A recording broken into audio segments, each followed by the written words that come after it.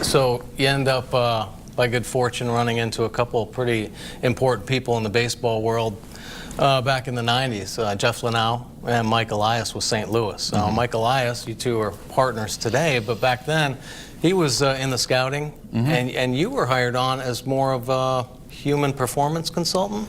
So if I could take a step back, so Bill DeWitt, the owner of the Cardinals, had read Moneyball and I think wanted to bring in some of the more modern practices to the Cardinals at a time when they were winning 100 games. So kudos to him for trying to fix something that few people thought were broke.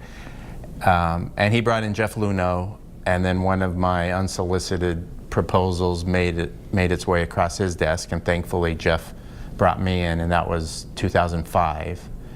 And I think I may have been the fourth analyst in baseball at that time, and now I think we got 400. And so it's changed a lot. I think it was a year or two afterwards that I was hired on that Mike Elias was brought in. So when you were there, though, numbers-wise, it really proved that you could dramatically change the outcome, I think, of drafts, and really kind of caught everybody's eye, because there was a stretch there where the Cardinals were flipping out major league players one after the other back in the late 2000s, or 2009 or say.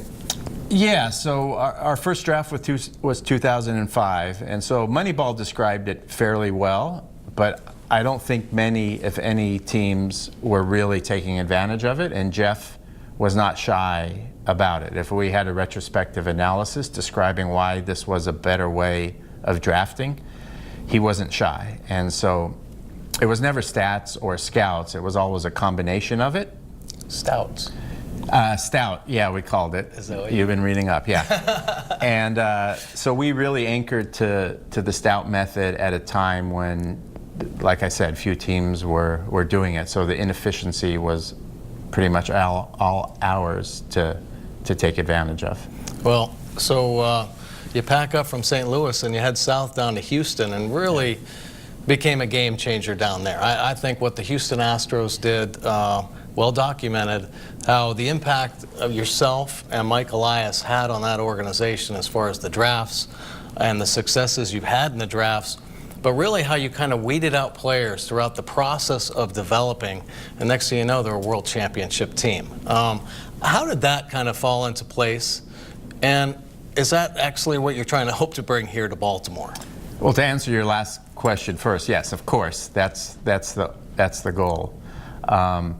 How it fell into place, I think a lot of the credit has to go to Jeff, that he created a culture where, again, we were not shy to take advantage of this. While many other clubs were dipping, a little toe in the water, we were jumping in with both feet. And I think so much of the advantage wasn't that, we were doing significantly better math or had significantly better technology, but instead that Jeff had created a culture where we were significantly better at taking advantage of it. So just putting all the numbers together and understanding what you were looking at. Yeah, and then having a culture of coaches and players that are going to take advantage of it. How long did it take, do you think? When did you start actually witnessing change, where people were starting to get on the same page, accepting what was being brought in? It was gradual, of course, so there was never one time when you went, aha. Now it's significantly different, but it took years. I think the Astros were significantly different maybe 2 years after Jeff and company came.